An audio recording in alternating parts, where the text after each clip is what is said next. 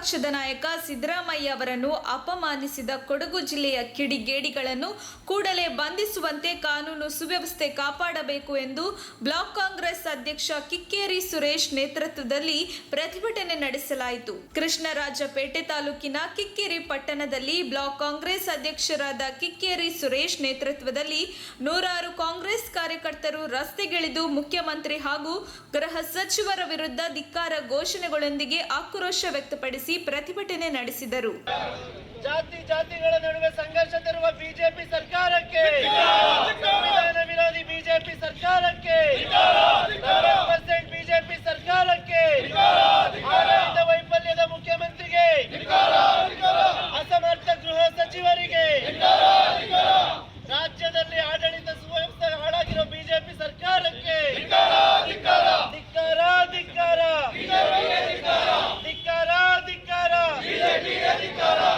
ಪ್ರತಿಭಟನೆಯನ್ನು ಉದ್ದೇಶಿಸಿ ಮಾತನಾಡಿದ ಕಿಕ್ಕೇರಿ ಸುರೇಶ್, ಕೊಡಗು ಜಿಲ್ಲೆಯಲ್ಲಿ ಮಳೆಯಿಂದ ಹಾನಿಗೀಡಾದ ಪ್ರದೇಶಗಳನ್ನು ವೀಕ್ಷಿಸಲು ಹೋಗಿದ್ದ ವಿರೋಧ ಪಕ್ಷದ ನಾಯಕ ಸಿದ್ದರಾಮಯ್ಯ ಅವರಿಗೆ ಬಿಜೆಪಿ ಕಾರ್ಯಕರ್ತರು ಹಾಗೂ ಆರ್ಎಸ್ಎಸ್ ಮುಖಂಡರು ಕಪ್ಪು ಬಾವುಟ ಪ್ರದರ್ಶಿಸಿ ನಮ್ಮ ನಾಯಕರ ಕಾರಿನ ಮೇಲೆ ಮೊಟ್ಟೆ ಎಸೆದು ಅವಮಾನಿಸಿರುವುದು ಖಂಡನೀಯ.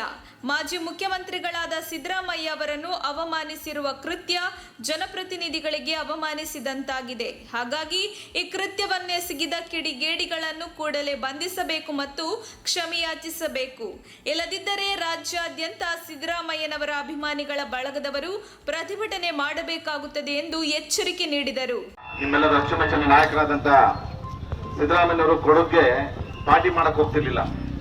ರೆಸಾರ್ಟಲ್ಲಿ ಪಾರ್ಟಿ ಮಾಡಕ್ ಹೋಗ್ತಿದ್ರೆ ಅವರು ಸಗಲಿಲಾರ ಹೊಡಿಲಿ ಮಟ್ಟೆಲಾರ ಹೊಡಿಲಿ ಅದನ್ನ ಅಕ್ಸೆಪ್ಟ್ ಮಾಡುವ ಅವರು ಈ ದೇಶದ ಈ ರಾಜ್ಯದ ಈ ಕೊಡಗು ಜಿಲ್ಲೆ ಜನರ ಕುಂದುಕೊರತೆ ವಿಚಾರಿಸೋದಕ್ಕೋಸ್ಕರ ಏನ್ ಇವತ್ತು ಪ್ರವಾಹ ಬಂದು ಸಮಸ್ಯೆಗಳಾಗಿದೆ ಆ ಸಮಸ್ಯೆ ವಿಚಾರಿಸಕ್ ಹೋದಾಗ ಈ ನಡವಳಿಕೆಗಳು ನಡ್ಕೊಂಡ್ರೆ ಇಲ್ಲಿ ಬಿಜೆಪಿ ಯಾವ ಲೀಡರ್ ಬಂದ್ರು ನಮ್ಗೂ ಏನ್ ಮಾಡಕ್ಕೂ ಶಕ್ತಿ ಇದೆ.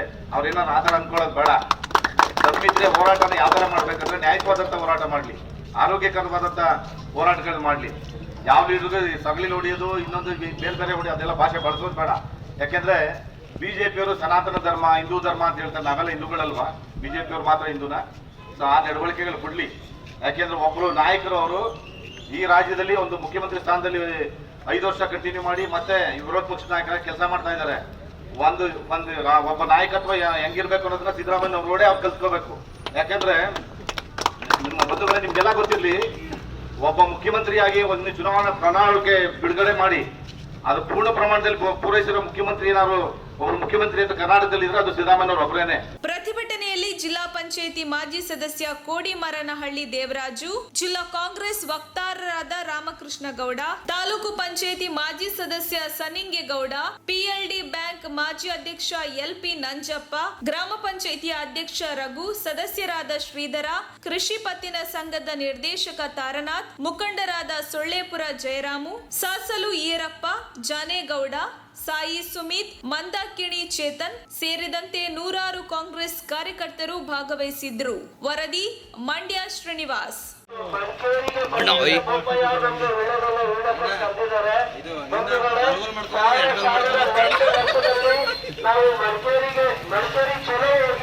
ನಮ್ಮ ತಾಲೂಕಿನ ಎಲ್ಲ ಹಿರಿಯರು ಮತ್ತು ಕಾಂಗ್ರೆಸ್ ಪಕ್ಷ ಸಿದ್ದರಾಮಯ್ಯನವರ ಅಭಿಮಾನಿಗಳು ಎಲ್ಲರೂ ಲಕ್ಷ ಮಂದಿ ಹೋಗಿ ಮುಂದೆ ಬರುವಂತ ಚುನಾವಣೆಯಲ್ಲಿ ಮತ್ತೊಮ್ಮೆ ಮಾನ್ಯ ಸಿದ್ದರಾಮಯ್ಯನವ್ರನ್ನ ಆ ಒಂದು ಜೊತೆಗೆ ಕೂಡಿಸೋ ಜವಾಬ್ದಾರಿ ನಮ್ದಾಗಿದೆ ಅಂತ ಹೇಳಿ ಹೆಚ್ಚಿನ ಸಂಖ್ಯೆಯಲ್ಲಿ ಮಕ್ಕಳಿಗೆ ಹೋಗೋಣ ಅಂತ ಹೇಳ್ತೀನಿ.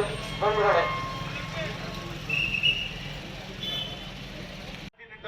2 ಗಂಟೆಗಳಿಗೆ ಆಗೋಷ್ಟು ಜನ ಇಲ್ಲಿದ್ದಾರೆ. ಒಂದು ಪ್ರಪಂಚದಲ್ಲಿ ಹೈಯೆಸ್ಟ್ ಮುಸ್ಲಿಂ ದೇಶ ಏನು ಜನಸಂಖ್ಯೆ ಇರ್ತಕ್ಕಂಥ ದೇಶ ಇದೆ, ಅದಕ್ಕಿಂತ ಜಾಸ್ತಿ ಮುಸ್ಲಿಮರು ಈ ದೇಶದಲ್ಲಿದ್ದಾರೆ. ಅವ್ರನ್ನೆಲ್ಲೂ ಕಳ್ಸಕ್ಕಾಗಲ್ಲ. ನಾವೆಲ್ಲ ಅಧೀನವಾಗಿ ಬಾಳ್ಬೇಕು. ಯಾಕಂದ್ರೆ ಈ ನಮ್ಮ ಮಣ್ಣಿನ ಮಹಿಮೆ ಅಂತದ್ದು ವಿವಿಧತೆಯಲ್ಲಿ ಏಕತೆ ಅಂತ ಕಂಡಂತ ದೇಶ ಇದು.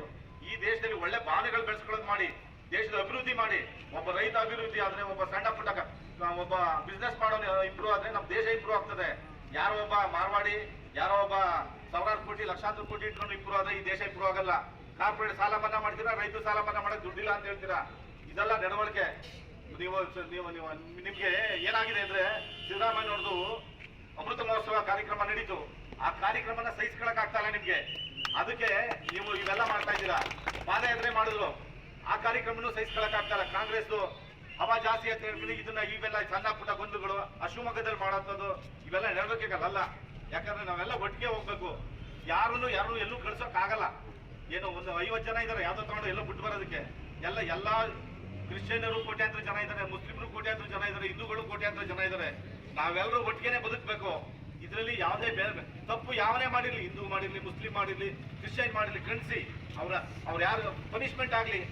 ಹಿಂದೂ ಕೊಲೆ ಮಾಡಿರ್ಲಿ, ಮುಸ್ಲಿಂ ಕೊಲೆ ಮಾಡಲಿ, 25 ವರ್ಷ ಹೊರಬರ್ದಕ್ಕೆ ಕಾನೂನು ತಂದು ಜನಕ್ಕೆ ಅನುಕೂಲಗಳು ಮಾಡಿ. ಇದೆಲ್ಲ ನಡವಳಿಕೆಗಳು ಮೊಟ್ಟೆ ಹೊಡೆಸ್ಬಿಟ್ರೆ ಏನಾಗುತ್ತೆ? ಸಿದ್ದರಾಮಯ್ಯವ್ರ ಗೌರವ ಹೆಚ್ಚಾಯ್ತದ ಇನ್ನುವೆ. ಯಾಕೆಂದ್ರೆ ಇವ್ರನ್ನ ಸಿದ್ದರಾಮಯ್ಯವ್ರನ್ನ ಅವ್ರ ಡೆವಲಪ್ಮೆಂಟ್ ಸಹಿಸ್ಕೊಳಕ್ಕಾಗದೆ ಈ ನಡವಳಿಕೆ ನಡೀತಾರೆ ಅಂತ ಜನ ಮಾತಾಡ್ತಾ ಇದ್ದಾರೆ. ನಾವು ನೀವು ಮಾತಾಡೋದಿಲ್ಲ, ಪ್ರತಿಯೊಬ್ಬ ಜನನು ಮಾತಾಡ್ತಿದ್ದಾರೆ. ತಕ್ಷಣ ಬೇಕಾಗಿದ್ದಾರೆ.